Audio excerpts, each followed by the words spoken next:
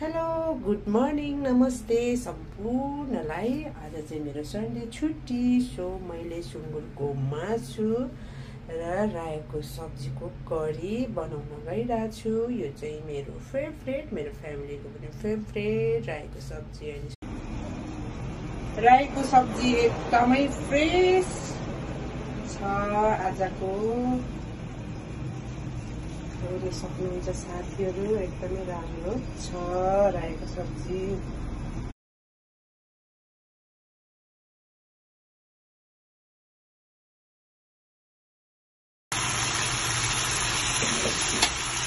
Curry ready भएको अवस्था,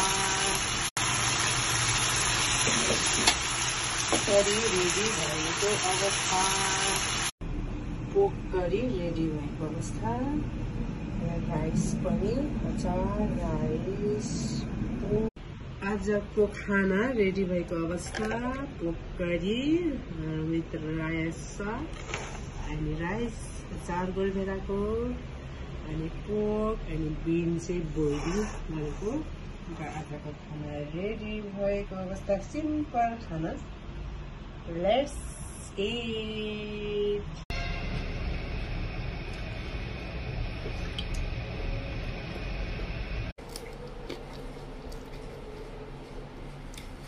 यो चाहिँ थाइल्यान्डको खोर्सानी हो, अखबारलाई टप्ने एकदम पिरो छ।